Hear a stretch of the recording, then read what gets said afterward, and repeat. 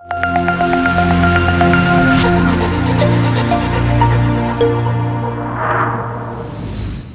So Rachel and Steve, thank you so much for joining me this afternoon. As I mentioned to you, I wanted to put this video together quickly for our members because I'm really excited that you guys there at SeventhWave have created a program specific for RecWired around excellence in leadership, haven't you? We have. So a kind of a little bit of background. We've been working with quite a few of the members over the past kind of 12, 18 months. And the feedback from the program that we've been delivering has been fantastic. So basically, it's a series of 6 workshops that we take a group of leaders on over the course of 6 months. Nice. And basically, we help them to develop their leadership skill set. And we do it over 6 months because what's really important for us is that they get a sustainable change.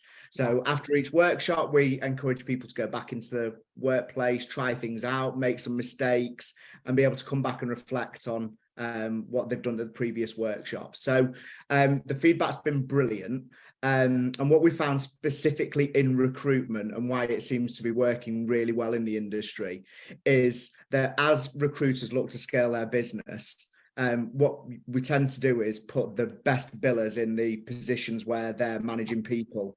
Yeah. And they then have the balance of maintaining those billing levels at the same time as looking after a team of people, and getting that balance has been really challenging. So we found that that's been really successful, especially in businesses that are looking to scale. Yeah, and then like I was just going to say, I think from a leadership perspective, I know so many businesses and members talk about this, how hard it is for people to make that transition into leadership roles. Yeah. It's very challenging.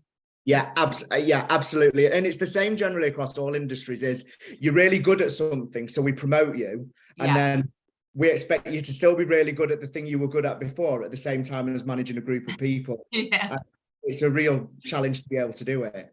So feedback's been great, but from talking to lots of members over the past 12 months, we know that some businesses aren't at the size or don't have the number of people that they would to justify doing a full program within the business. So what we've kind of created from the feedback that we've had from the members that we've done the program with, and from the feedback that we've had from businesses that can't justify doing a full SeventhWave program for themselves, is to put together a version of the program where we can take managers from lots of different businesses and deliver the program together. But they just pay for the individual that's going on the program rather than buying a full program to deliver in the business. And I think, Rach, you're going to talk through a little bit of detail around that, aren't you?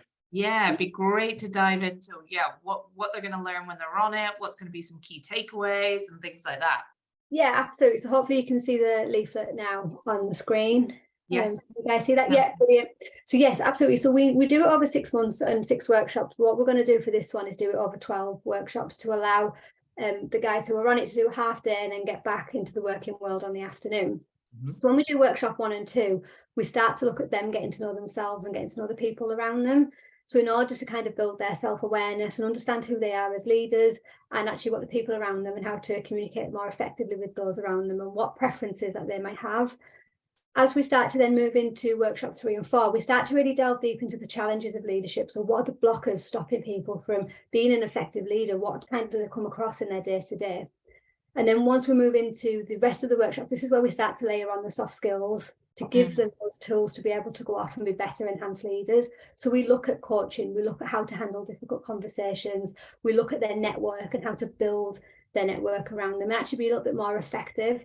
And then the most exciting bit in workshop 12 is we get them to do a presentation in front of their senior leadership team around actually what have they learned from it, what's their experience been, and how are they going to go back and enhance the business going forward. So we've done it for the 12 workshops this time, just to allow that little bit of time and that accessible time for the businesses.